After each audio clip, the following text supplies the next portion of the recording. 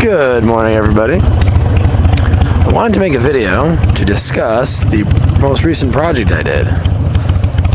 Where are we going here? That way? Alright.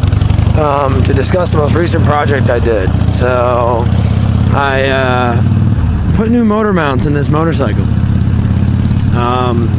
For those who don't know, in 2004, the Sportsters went to a rubber-mounted motor system, similar to the Dynas and touring bikes. So basically, the way that these bikes work, all three of them, so touring bikes, Dynas, and Sportsters, and probably some others, but I'm going, sorry. That really was not my turn, but that's okay. The way that it works is the engine, as just like a car, is mounted on bushings, essentially, on rubber bearings, bushings, whatever, that isolate the vibration of the engine from the frame. So that's pretty much the same as any old car, no big deal, right? Well, on a motorcycle, on these motorcycles anyway, because they're belt drive and the drivetrain is coupled directly to the rear swing arm, the swing arm is also rubber mounted, which is kind of weird, like when you think about it, because you now have built-in compliance between your swing arm and the frame of your motorcycle.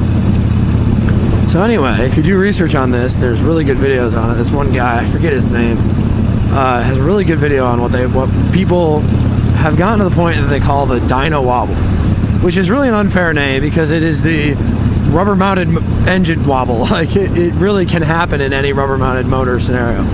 So all three bikes, I think the Dynas are maybe a little worse about it, maybe that's why. And but the touring bikes had some issues too. So, anywho, what you got to do to fix it on the Dynas and touring bikes is they make a aftermarket part that goes on the front motor mount and gives your front motor mount side-to-side rigidity, so that the swing arm, right, because the swing arm is the giant pivot now through the entire motorcycle to the front motor mount.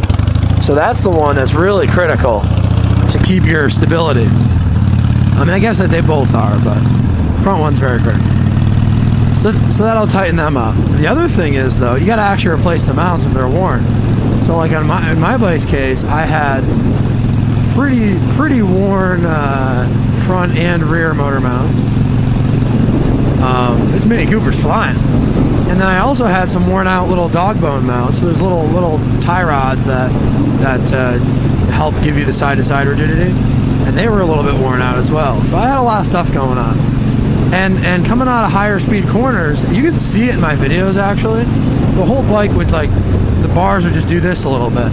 And not even so much the bars rocking, but the whole bike would just bounce up and down coming out of the corner when you'd accelerate. And I did a bunch of research, and that is, by definition, that is the dyno wobble. So what happens is basically your swing arm and your frame are flexing independently of each other, and you're creating a centralized spring in the motorcycle. And so when you lean the bike way over, especially at higher speeds with higher load, you wind up, because of that spring, you wind up with an undampened force, and then that whole center section of the bike is just kind of bowing in and out due to the cornering load, which is not ideal for handling. So to fix it, in my case, I noticed my motor mounts were very worn. You can easily tell because they're saggy. So I decided to put new ones in. Now, there's actually not a lot of companies that make them, from what I could tell. There's a company called V-Twin Specialties that makes them. I looked up some reviews, and I don't know, I saw some mixed reviews on those. I don't know how accurate, they were, whatever. Okay, fine. Didn't wind up going with those. Obviously, you can buy the Harley ones, but the Harley ones are rubber, which rubber's good, but it's a little more compliant than polyurethane. So I really wanted polyurethane mounts. So I went to looking. Drag Specialties makes polyurethane ones. Okay, cool. Looked them up. Seemed to get decent reviews. I don't know. How many people who are putting motor mounts on are really going to pay that much attention to the finer points of them? I don't know. So anyway, we're rocking the Drag Specialties motor mounts right now, but there's a bit of a story to get these on. The fronts, if you go on YouTube, everybody will say, oh, the fronts are kind of a pain. You got to really push the motor sideways, yada, yada, yada. Well, they were a little bit of a pain. I'm not gonna sugarcoat it, but they really weren't that bad. What was really a freaking pain was doing the rear. And because my rear swing arm shaft, the pivot shaft that the swing arm rides on, would not freaking come out. So I learned a lot doing this. I had attempted to videotape this whole, record the whole thing, but I got frustrated and just stopped. Alright guys, so our first step here is going to be to get the highway pegs off, as I have highway pegs. Ball end Allen. Best tool to use for this. Break them free though with a regular Allen wrench. I didn't have to because I had these off very recently, but you'll probably have to. Take that on your bike for any amount of time. You don't want to strip the head of the bolt. But I'll get these turned out. I'm good to the other side. So now that these guys are off, get the camera, I'll show you what we're working with here. So, took the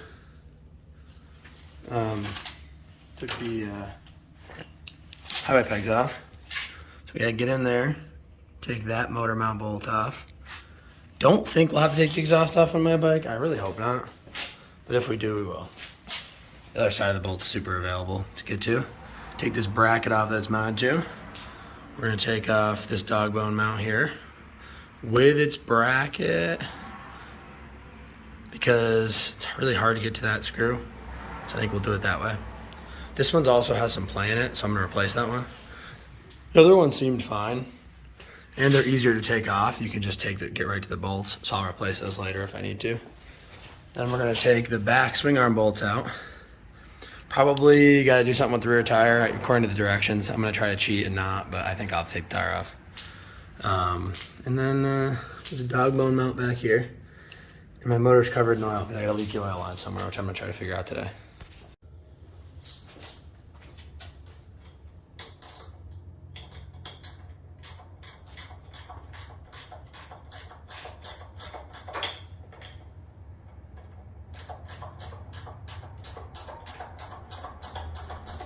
This is going to allow us to get better clearance to get the other bottom mount off, and it lets us lift the motor up. So it definitely is important to do.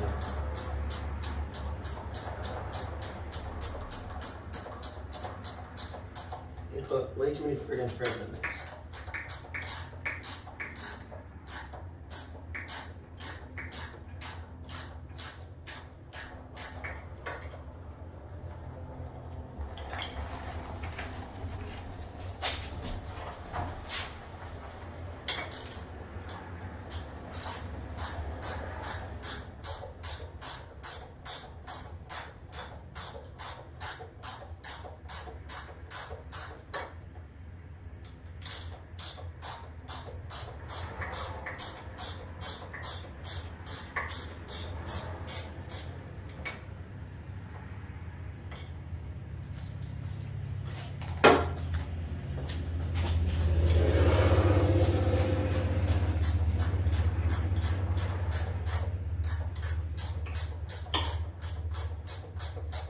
I don't know if you can get power tools in here. Maybe I should have tried, but we're almost done anyway. I'm a little hesitant when there's this tight of clearances to try to get power tools in places.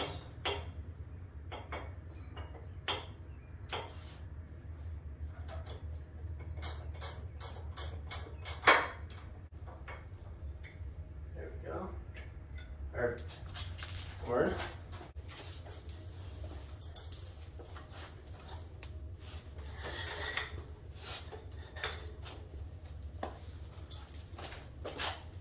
Hello Jakers. How you doing? How you doing, sir? I'm gonna get your fur all dirty, bud. I'm gonna get your fur all dirty, bud. Alright. There that bone does, I guess.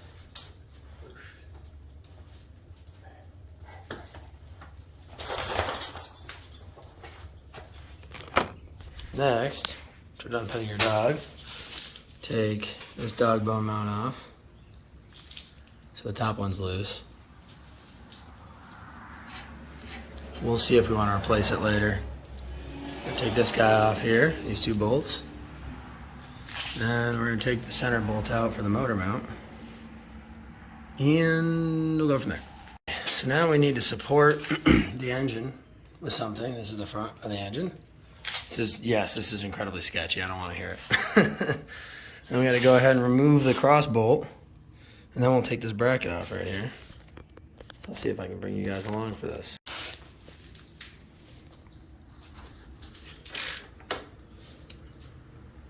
And you can see we are now flexing the mounts within the motor. So they're pretty beat up. That's why we're doing this. Put you over here again.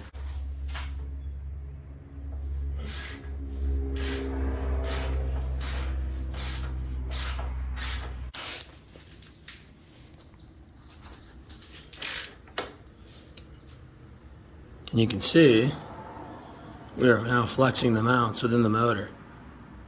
So they're pretty beat up. That's why we're doing this. Put you over here again.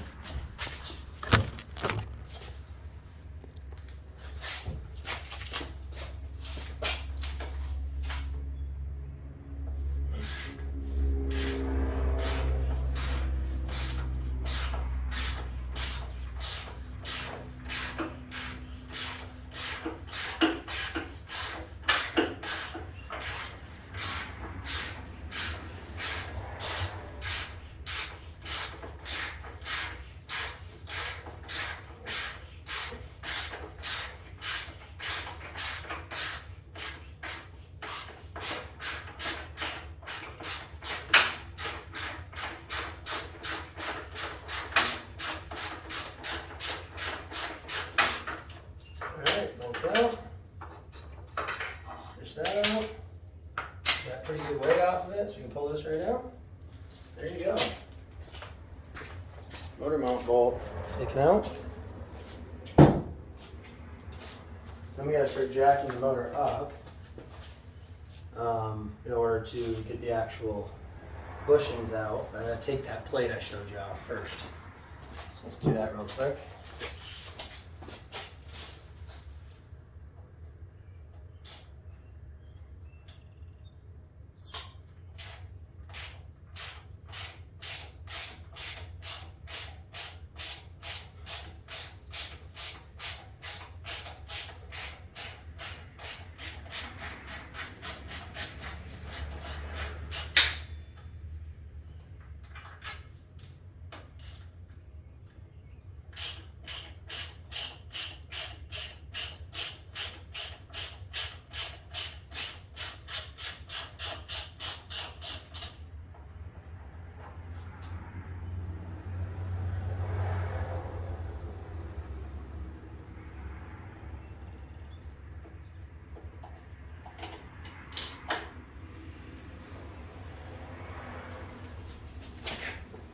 Cool.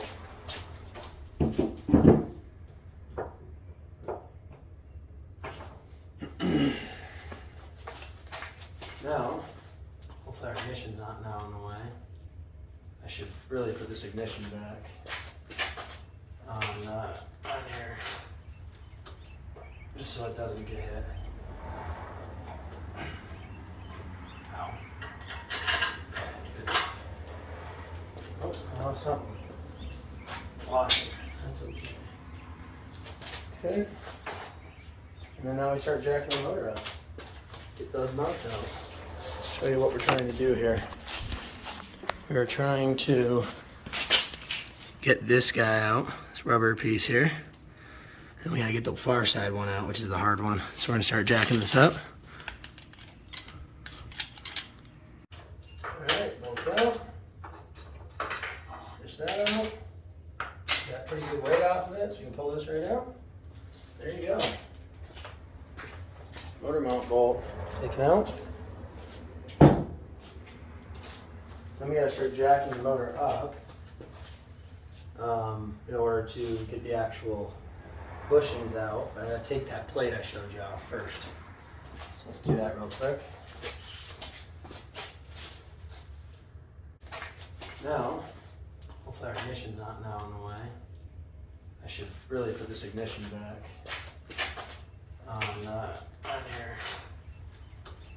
just so it doesn't get hit. Ow. Oh, I lost something. Lost it. That's okay. Okay. And then now we start jacking the motor up. Get those mounts out. Let's show you what we're trying to do here.